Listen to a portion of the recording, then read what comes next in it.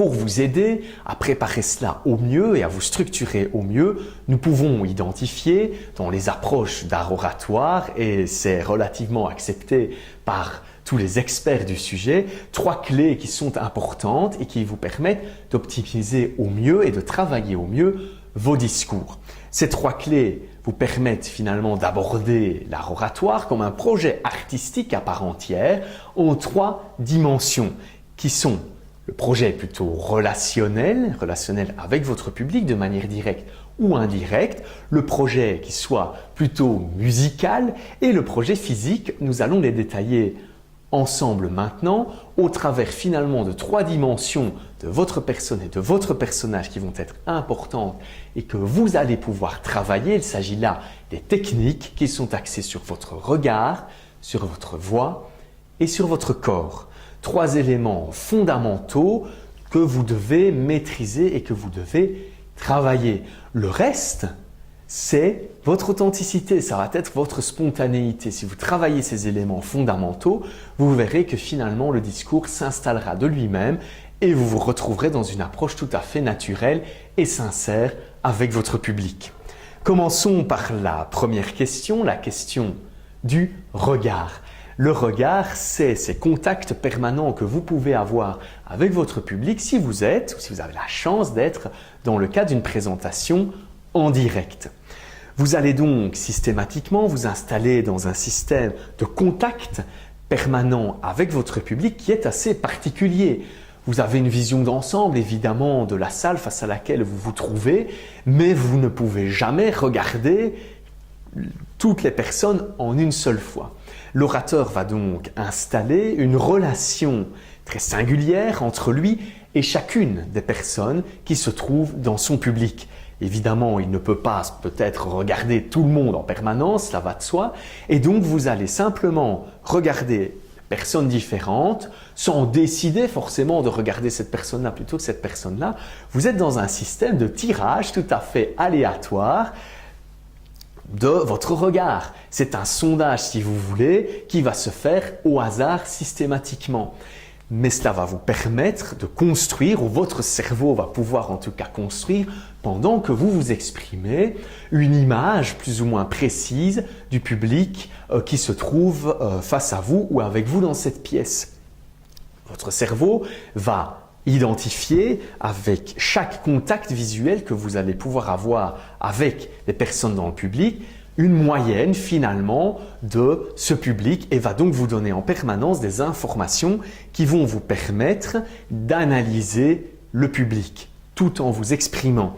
Cela va vous permettre aussi, au-delà de construire une image de votre public, de maintenir une tension avec ce public, de maintenir un regard avec ces personnes qui vont vous installer dans une relation permanente. Si vous utilisez votre regard correctement, le public va rester avec vous, va être embarqué dans votre histoire et si certaines personnes auraient par exemple tendance à lâcher votre histoire, un simple contact visuel peut généralement les réembarquer dans l'aventure. Certains moments d'inconfort sont généralement très visibles, c'est-à-dire que vous allez changer votre manière de regarder votre public en fonction de votre confort à vous exprimer. Pensez à cela et vous pouvez simplement, en utilisant votre regard et en garantissant que vous continuez, quel que soit votre niveau de confort, à balayer votre public, vous pourrez garantir comme cela que le public ne verra peut-être pas ou verra moins votre niveau d'inconfort.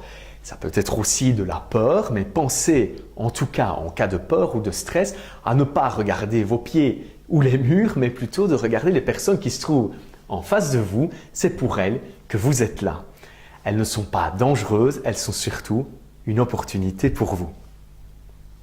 La deuxième dimension importante, c'est la voix, nous en avons déjà parlé. La voix, c'est le vecteur qui va passer votre message aux personnes qui se trouvent face à vous. Pensez à tout cela, le regard et la voix, finalement, quel que soit le message, quel que soit le contenu, vont déjà jouer beaucoup et sans doute majoritairement dans beaucoup de cas. Dans votre voix, que ce soit son ton, que ce soit son rythme, vous communiquez énormément de choses.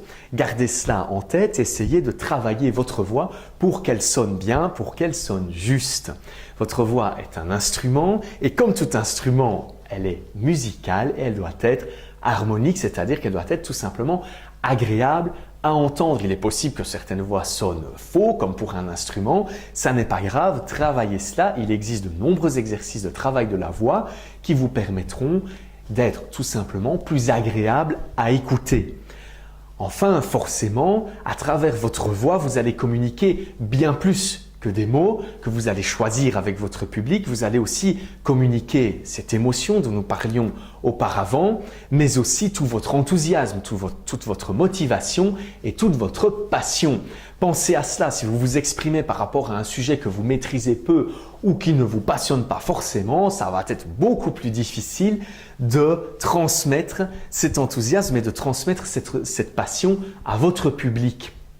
Vous communiquez à travers de votre voix de la chaleur et beaucoup plus de contact humain que vous ne le pensez. Jouez donc beaucoup sur cette voix, elle est un aspect technique fondamental. Enfin, votre corps, votre instrument physique de base ou visible de base, qui est lui aussi l'un des 3 piliers du succès de vos présentations et du succès de votre maîtrise toujours meilleure de l'art oratoire. Votre corps, c'est votre instrument, comme votre voix et comme votre regard, c'est votre outil. Pensez à une seule chose, c'est que évidemment, tout ce que vous allez faire de votre corps va être visible.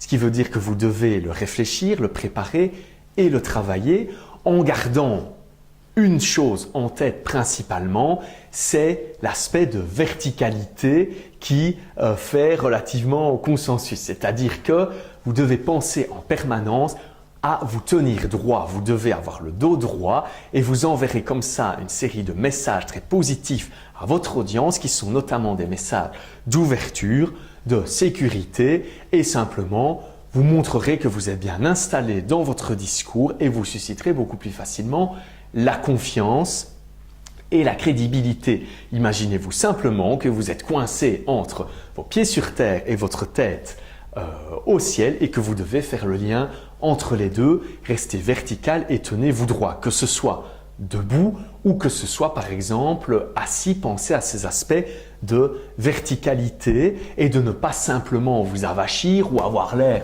moins motivé ou moins intéressé simplement dans la manière dont vous posez votre corps. Même si ça n'est pas le cas, vous pourriez communiquer comme cela des messages qui soient négatifs. Pensez à cela.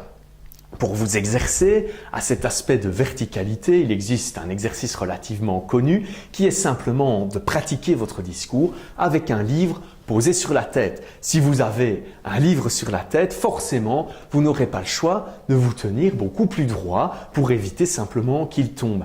Travaillez comme ça votre regard et votre voix en utilisant votre corps comme outil qui doit toujours être vertical. N'exagérez évidemment pas les choses, restez naturel, mais relativement bien installé sur scène lorsque vous proposez votre présentation. En parlant de votre corps, au-delà de la verticalité, on pourrait aborder toute une série d'aspects liés à vos gestes. Gardez tout d'abord en tête que vos gestes, votre manière de fonctionner, votre manière d'utiliser vos mains par exemple, dans votre expression, elle est avant tout propre à vous, à votre personne et à votre personnalité.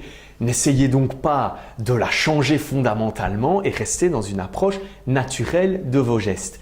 Il y a cependant généralement certains gestes que vous pouvez parfois gommer, qui sont des gestes parasites et qui pourraient déranger votre public. Pensez-y, par exemple, si vous avez tendance, en cas d'inconfort notamment, à vous gratter systématiquement ou à avoir une utilisation de vos mains qui ne soit pas appropriée. Essayez, si c'est le cas, d'identifier ces gestes parasites avec l'aide, par exemple, de quelqu'un et de les effacer le plus rapidement possible. Il existe aussi d'autres gestes qui ne sont pas parasites mais qui envoient certains messages, comme par exemple le fait de croiser les bras, le fait d'avoir les mains dans les poches. Réfléchissez à cela, ça n'est pas forcément négatif et le message n'est pas forcément d'arrêter de se comporter de cette manière-là. Si votre personnalité est de croiser les bras et que vous avez l'air tout à fait à l'aise, ouvert et avenant en croisant les bras, ne changez pas. C'est sans doute votre manière de vous comporter et votre manière de gérer vos présentations orales. Pareil avec le fait d'avoir les mains dans les poches. Évitez cependant que ces gestes renvoient un message négatif à votre audience et de les utiliser donc à bon escient. Vous avez donc là maintenant les 3 dimensions, le regard, la voix et le corps, qui vous permettront, si vous les travaillez et si vous développez des techniques, de maîtriser davantage vos présentations orales. Vous êtes maintenant prêt pour pratiquer et vous retrouver finalement face à votre public de manière directe ou indirecte encore une fois et de donc jouer votre pièce. Vous êtes un personnage, gardez bien ça en tête, qui est parfois peut-être différent de votre personne. La personne est une chose, les personnages que vous pouvez jouer en tant que comédien par exemple en est une autre. Définissez clairement ce personnage et vous allez venir le proposer à votre public et d'une certaine manière aussi le construire avec votre public. Soyez dans cette approche où vous vous exposez forcément, vous expliquez des choses, mais vous attendez aussi un retour et un échange avec votre public. Si vous fonctionnez de cette manière, vous allez davantage vous positionner dans le modèle d'un leader relativement charismatique, notamment sur base de sa verticalité, et qui va générer beaucoup plus facilement l'approbation du public qui se trouve face à vous, même peut-être finalement au-delà de tous les mots et de toutes les idées que vous pourriez communiquer dans votre discours. Pensez évidemment à cela et aussi à vous préparer mentalement à cette rencontre. Cette rencontre est toujours un choc avec le public. Si vous y êtes ouvert, elle vous apportera beaucoup, mais elle va vous demander, évidemment, on en a déjà parlé, des étapes de préparation minutieuses qui vous permettront, le moment venu, de profiter au maximum de cette opportunité que vous avez de vous retrouver face à votre public. Une fois que votre présentation sera faite, passez systématiquement par une phase d'évaluation. Il est temps, après la présentation par exemple, d'évaluer la réussite de cette présentation, la réussite de cet échange avec votre public. S'il s'agit d'un format indirect enregistré, vous pouvez simplement regarder le résultat et évaluer si cela vous plaît. S'il s'agit d'un format direct, vous pouvez avoir un retour de votre public. Quoi qu'il arrive, même si vous n'avez pas ces possibilités, posez-vous simplement la question pour évaluer cette réussite de votre ressenti après avoir proposé votre présentation. Est-ce qu'il vous a semblé que vous avez été emporté par votre discours, que vous vous sentez d'un point de vue émotionnel relativement bien et chargé d'émotions positives après votre discours? Tout ça sont des signes de réussite et des signes positifs.